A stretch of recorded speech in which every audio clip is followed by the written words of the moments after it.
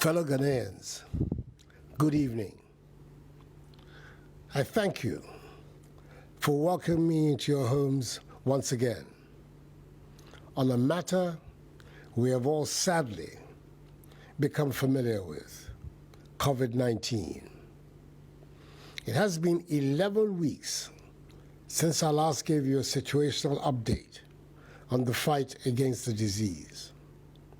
I've, however, used the occasion of Easter and May Day to apprise you of some major COVID-related developments and of the need for all of us to continue complying with the health and safety protocols. Embarking on a 9-day official working visit to France, Belgium, and South Africa as part of efforts being made to ensure our nation's rapid and sustained post-COVID economic recovery, and have pre-recorded this update prior to leaving the country.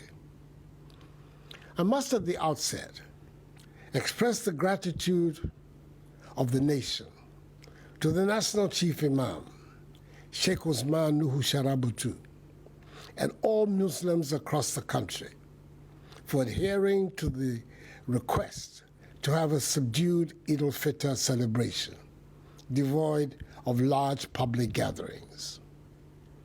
By and large, it is gratifying to note that many Ghanaians are adhering to the protocols, and it is heartening to see law enforcement agencies acting against persons and institutions flouting the regulations. Until we vaccinate the requisite number of Ghanaians and enhance herd immunity, which will help return our lives to normalcy, the Imposition of Restrictions Act 2020 Act 1012 will remain in force, and the security agencies will not relent in their efforts to enforce it. Fellow Ghanaians, since the last update on 20th February, two major occurrences in our fight against the pandemic in Ghana have taken place.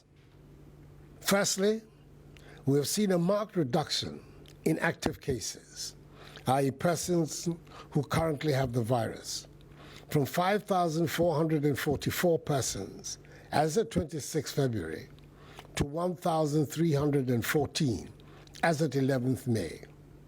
Our rate of infection has dropped significantly from 400 a day when I last spoke to you to less than 100 now.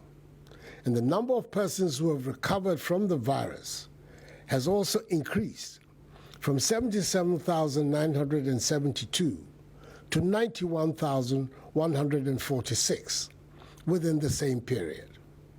176 more persons in that time have also unfortunately lost their lives to COVID-19. Cumulatively, we've conducted 1,121,168 COVID tests. This development brings me to the second reason for tonight's broadcast, one which is crucial in restoring normalcy to our lives. Since I announced the arrival of the first batch of AstraZeneca vaccines from the COVAX facility, together with the procurement and receipt of others, we have rolled out two phases of our vaccination plan. The first phase involved vaccinating a segment of the population in 43 districts, that is, health workers, persons with comorbidities, persons above the age of 60, physically challenged persons, journalists, frontline security personnel, and a cross-section of persons in the three arms of government. The second phase involved vaccinating all other health workers across the country. Nearly 1 million people have now received the first dose of the vaccine. International vaccine politics and the unpredictability of the supply chain as well as a third wave of infections in some countries in Europe and Asia, have meant that we have not been able to secure as many vaccines and vaccinated as many Ghanaians as we would have wanted at this stage. In spite of these obstacles, the target is to vaccinate some 20 million Ghanaians, i.e. the entire adult population of Ghana, by the end of the year. In the past few days, government has, through COVAX, received an additional 350,000 doses of AstraZeneca vaccines. These will be added to existing stock to provide the second jab for the 360,000 persons in the 43 districts in the Greater Accra, Ashanti, and Central regions who received their first jabs from 1st to 9th March. I'm happy to announce that beginning Wednesday, the 19th of May to Wednesday, 26th May, the deployment of the second dose of vaccines will take place across the designated vaccination centers in the 43 districts, approximately 12 weeks after the first jab, as the science prescribes. More details of the deployment will be communicated by the Ghana Health Service in the coming week. Efforts are being made to ensure that those who receive their first jabs after the 9th of March will in due course receive their second. We are expecting an additional 300,000 doses of Sputnik V vaccines, which have already been approved by the Food and Drugs Authority to arrive in the country.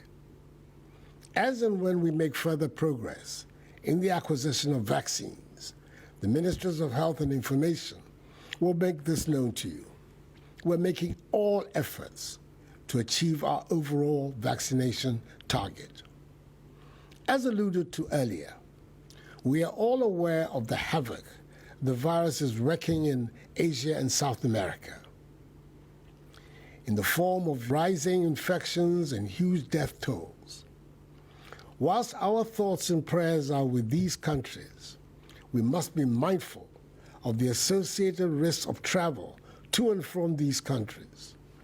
At this time, I want to reiterate, as captured in the travel directive jointly issued by the Ministry of Foreign Affairs and Regional Integration and the Ghana Health Service, that all non-essential trips to countries with high COVID-19 infection rates should either be cancelled or postponed. There'll be plenty of time, God willing, for such trips in the future. We will continue to review our travel restriction measures. Fellow Ghanaians, a major objective of our fight against the virus, right from the onset, has been to limit its importation onto our shores.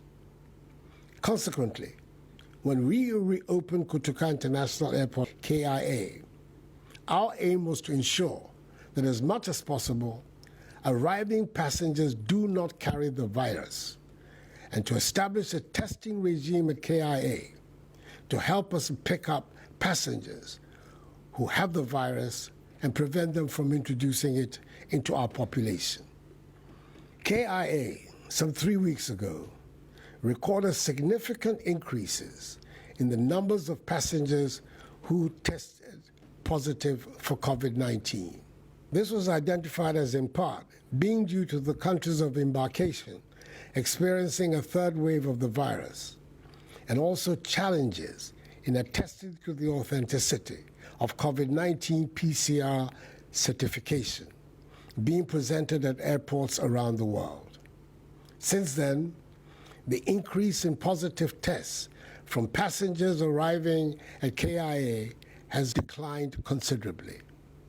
Nevertheless, it's still necessary for us in Ghana to find a way to secure further our borders and attain our objective of limiting the importation of the virus.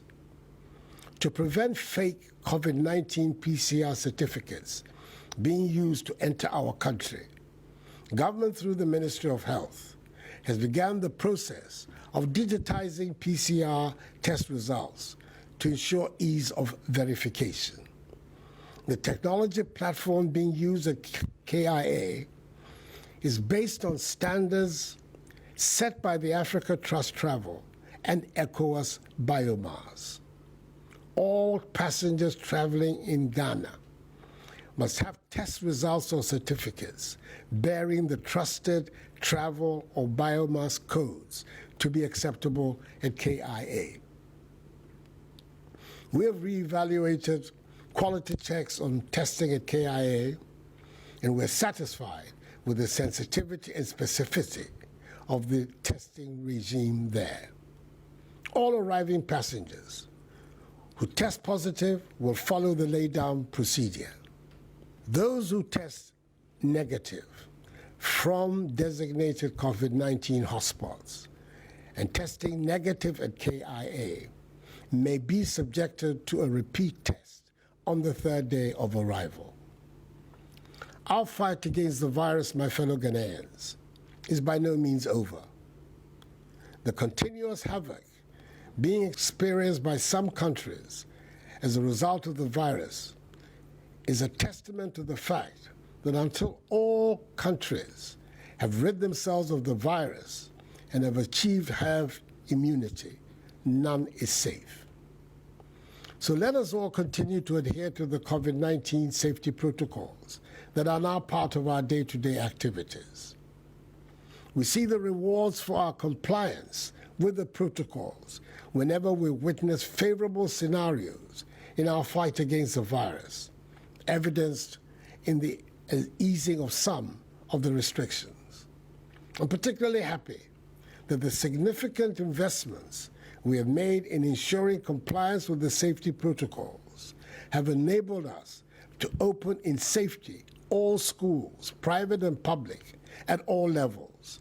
And I want to thank parents, teachers, and students for making them work. We have also put in place the necessary protocols that have allowed us to return to churches, mosques, workplaces, markets, stadia, and to travel. Our ability, however, to congregate in closed spaces like cinemas, theaters, and nightclubs remains restricted. In a move towards the reopening of cinemas and theaters, government has engaged cinema owners and operators on a set of protocols and guidelines that need to be put in place and implemented by all operators before eventual reopening.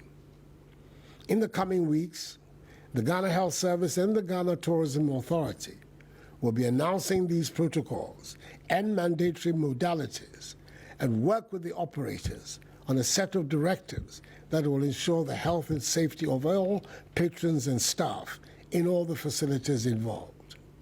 Fellow Ghanaians, I remain optimistic that we can return our lives to normal if we cooperate and work together. Let the reduced rate of infections not lull us into a false sense of security. Let us continue to adhere to the safety protocols, that is, the enhanced hygiene and mask-wearing protocols. Let us take the vaccine when it gets to our turn, and let us continue to put our faith in Almighty God.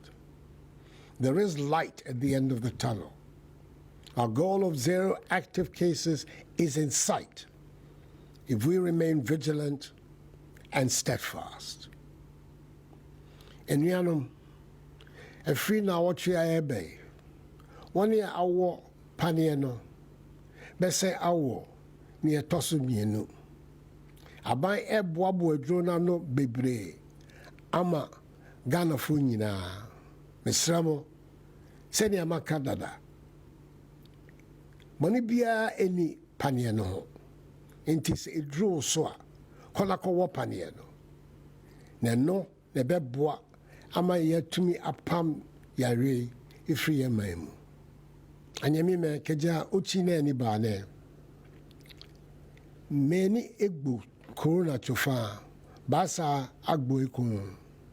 Amlalo ebua chofa pi na agana mambi fe no ewo cash or no ya ni o ya gbu chofa no ni ba wawo ni wo hwe hela keje wo manemi.